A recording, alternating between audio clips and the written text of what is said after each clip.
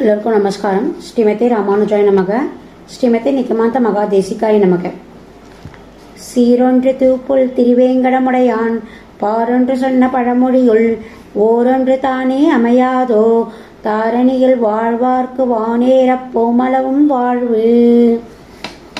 இந்த தடவை இந்த வீடியோ செஷனில் நம்ம திருச்சின்னமாலையில் 3வது பாசுரத்தை பற்றி நம்ம அனுபவிக்கலாம். இதை பற்றி நம்ம சேவிக்கலாம்.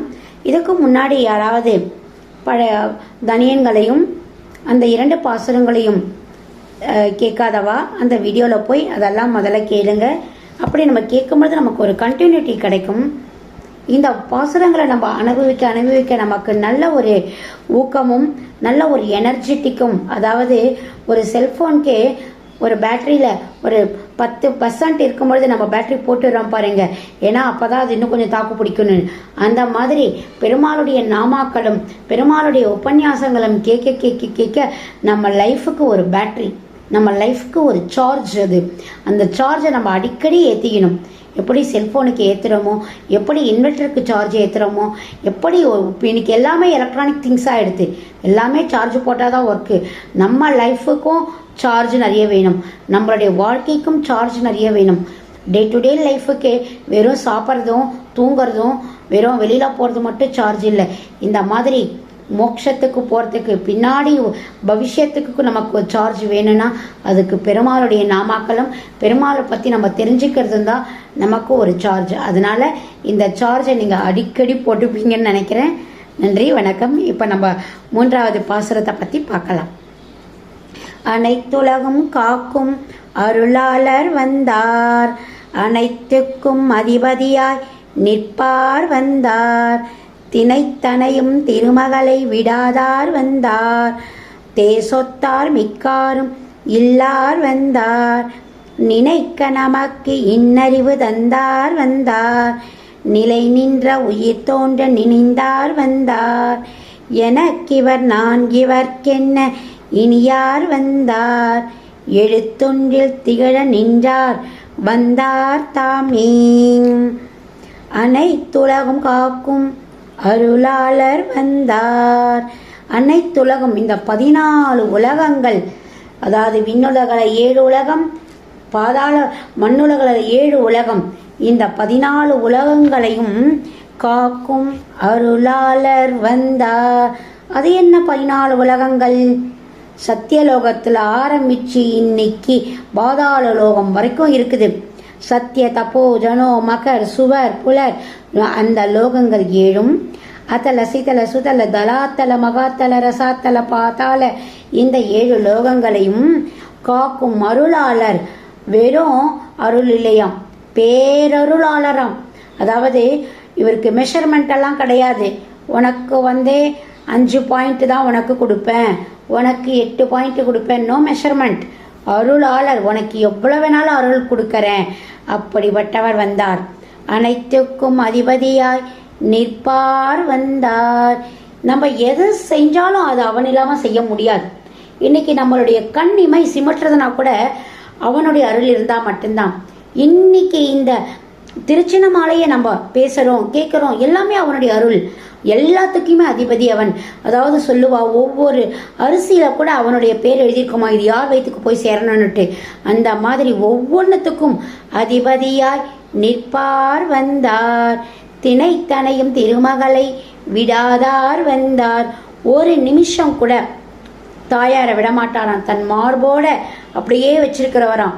தன் மார்பல் அவளுடைய காலடி பதிஞ்சு தன் மார்பு கிட்டே அவளுக்கு ஈக்குவலான ஸ்தானம் கூட இல்லையாம், தனக்குள்ளேயே ஒரு ஸ்தானத்தை அவளுக்கு கொடுத்திருக்கிறாராம்.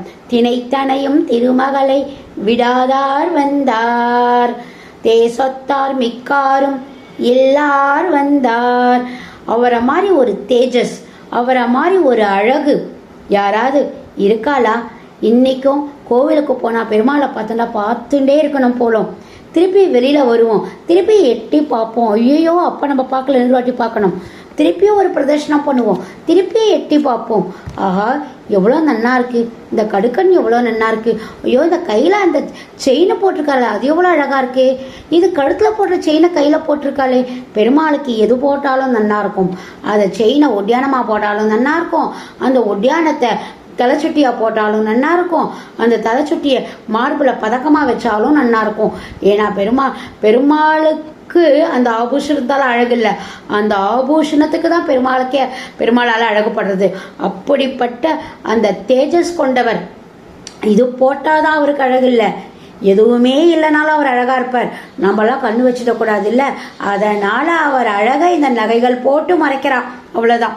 தேசத்தார் மிக்காரும் இல்லார் வந்தார், நினைக்க நமக்கு இன்னறிவு தந்தார் வந்தார். அவரை நினைக்க நினைக்க நினைக்க நமக்கு இந்த இன்மை, இந்த இவ்வுலகம் அப்படின்ற இது என்னப்பா, என்னடா இது, காத்தால எழுந்துக்கிறோம், சாப்பிட்றோம், தூங்குறோம், திருப்பி காத்தால எழுந்துக்கிறோம், அவ கூட சண்டை போடுறோம், இவ கூட ஜாலியா இருக்கும், திருப்பி வேலைக்கு போறோம், இதா வாழ்க்கையா? இதோட வாழ்க்கை பெருமாள்னு ஒன்று இருக்கே, இந்த துவய மந்திரம் இருக்கே, சரணாகதி இருக்கே, அப்படின்னா நமக்கு அறிவு கொடுக்குறாராம். அவரை நினைக்க நினைக்க நினைக்க நிலை நின்ற உயிர் தோன்ற நினைத்தார் வந்தார். நம்மளுடைய ஜீவாத்மாவை பற்றி, இந்த ஜீவாத்மாக்குள்ளேயே இந்த வாழ்க்கை வாழுது, அவர் தான் பரமாத்மா. இந்த ஜீவாத்மாவை சுற்றி சுற்றி சுற்றி இந்த லைஃப் போச்சா, ஓகே, இந்த பிறவி போச்சா, அடுத்த பிறவியில் என்னவா பிறப்போம்? மாடா பிறக்கலாமா, அனிமலா பிறக்கலாமா, இல்லை மரமாக பிறக்கலாமா, பிளான்டா பிறக்கலாமா, இல்லைன்னா உயிரினமாக பிறக்கலாமா, இல்லைன்னா ஒரு கொசுவா பிறக்கலாமா, என்னவா பிறக்கலாம் அப்படின்னுட்டு நம்ம நினைக்கவே வேண்டாமா. நிலை நின்ற உயிர் தோன்ற நின்றார் வந்தார், இப்படிலாம் நீ நினைக்கவே வேண்டாம். நீ எப்படி என்ன நினைச்சிட்டியோ உனக்கு அடுத்த ஒரு பிறவி இல்லாம உன்னை நான் பாத்துக்கிறேன். எனக்கிவர் நான் இவர்க்கென இனியார் வந்தார். ஐயோ, நம்ம பெருமாளை பார்ப்போம். பெருமாளை பார்க்கும் பொழுது, என்னங்க வரதர், நல்லா இருக்கீங்களா, சௌக்கியமா, நீங்க சாப்பிட்டீங்களா அப்படிலாமா கேட்போம். ஏன்னா அவர் நமக்கு ரொம்ப நெருக்கமானவா. நமக்கு நெருக்கமானவர் நம்ம எப்படி பேசுவோம்? இப்போ நம்ம பார்த்து நம்ம அப்பா அம்மா இருக்கா, என்னம்மா பண்ணுற, என்ன சாப்பிட்டியம்மா அப்படின்னு தான் கேட்குறோம். இப்போ நம்ம கூட ரொம்ப நெருக்கமானவாள் என்ன பண்ணுறோம்? இப்போ வரீங்கள், அப்போ அம்மா பார்த்து, வாங்க அம்மா, உட்காருங்கள் அம்மா, சாப்பிட்டீங்களா நீங்கள் அப்படியா கேட்குறோம். எங்கே உரிமை அதிகம் இருக்கும் பொழுதோ அங்கே நிறைய உரிமை வார்த்தைகள் அதிகமாக இருக்கும். இப்போ வரதர்கிட்ட இருக்கும்போது, என்ன வரதா, சாப்பிட்டியா இல்லையா வரதா, எவ்வளோ நேரம் நீ நின்றுன்னு இருக்க, நான் உனக்காக தரிசனம் பண்ண எவ்வளோ நேரம் நின்றுருக்கேன், சீக்கிரமாக உன் சன்னதி முன்னாடி சீக்கிரம் கூட்டிட்டு போ, உன்னை சேவிக்க விட மாட்டேன்றால, எவ்வளோ ரஷ் இருக்கு பத்தியா அப்படின்னு நம்ம அவன் கூட நெருக்கமாக இருக்கும் பொழுது நமக்கு எல்லாமே ஈஸியாக கிடைக்கும். வருதான், நான் இன்னைக்கு மெட்ராஸ் போகிறேன், இன்னைக்கு நான் இந்த ஊருக்கு போகிறேன், அங்கே எல்லா வேலையும் கரெக்டாக நடக்கணும், கூட எல்லாம் நீ தான் செஞ்சு கொடுக்கணும் அப்படின்னு சொன்னால் நம்ம கூடவே கையை பிடிச்சின்னு ஒரு வாரம். நான் இன்னைக்கு ஆஃபீஸ் போகிறேன், இன்னைக்கு அந்த ஒரு மேனேஜர் கற்றுன்னு கத்திட்டே இருக்கான், என்ன பண்ணுறியோ எது பண்ணுறியோ தெரியாது, நீ அங்கே வந்துடுற, நான் அவங்ககிட்ட திட்டு வாங்கக்கூடாது அப்படின்னு நீங்கள் நினச்சிட்டே போங்களேன். கரெக்டாக அந்த மேனேஜர் இன்னைக்கு ரொம்ப கூலாயிடுவார் அங்கே. அது மாதிரி எல்லாத்துக்கும் எனக்கு இவன் தான் எல்லாமே அப்படின்னும் பொழுது, நான் இவனுக்கு தான் எல்லாம் அப்படின்னு வந்துடுவான் வரதர். அப்படின்னு இனியார் வந்தார், எழுத்தொன்றில் திகழ நின்றார் வந்தார் தாமே. எழுத்து ஒன்று, பிரணவ மந்திரம், ஓம் என்ற மந்திரத்தில் அவரே நின்றார் வந்தார் அப்படின்னு சொல்றா.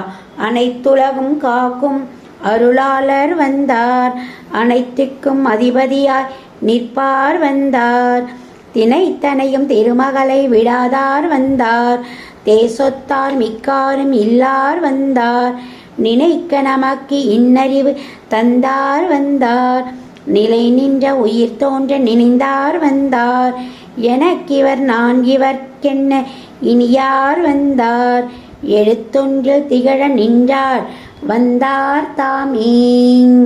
இது 3வது பாசுரம். இந்த 3வது பாசுரத்தை பற்றி இந்த வீடியோ செஷனில் நம்ம அனுபவித்தோம். இதை நீங்கள் பெருமாளை சேவிக்கும் பொழுது நான் சொன்ன இந்த விளக்க உரைகள், இந்த கருத்துரைகள்லாம் மனசில் நினச்சிட்டு சேவிங்களேன், அவ்வளவு இனிமையாக இருக்கும். உங்களுக்கு இந்த பாசுரங்களும் சீக்கிரமாக மனப்பாடம் ஆயிடும். ஒவ்வொரு வாட்டியும் அந்த திருச்சின்னம் போதும் போதெல்லாம் இந்த சவுண்டோட அந்த திருச்சின்னமும் அப்படி ஒத்து வரா மாதிரி இருக்கும். ரெண்டும் சேர்ந்து திருச்சின்னமுடைய மதுரமான ஓசை இந்த மதுரமான இந்த வார்த்தைகளுக்கு ரொம்ப அழகா ஒத்து வரும். அப்போ அந்த திருச்சின்னத்துக்கு இப்போ என்ன அர்த்தம் புரியுதா? சரணாகதி தான் அர்த்தம் அதுக்கு. அதை நீங்க புரிஞ்சுப்பீங்க. பெருமாளை நம்ம சரணாகதி அடையலாம். சரணாகதி அடைய அடைய அடைய நம்ம இன்னும் நமக்கு நல்ல தேஜஸும் கிடைக்கும். நம்ம சுத்தி எல்லாமே நல்லதாகவும் நடக்கும். மிக்க நன்றி. இப்படிக்கு மாலதி ராகவன், காஞ்சிபுரம். வணக்கம்.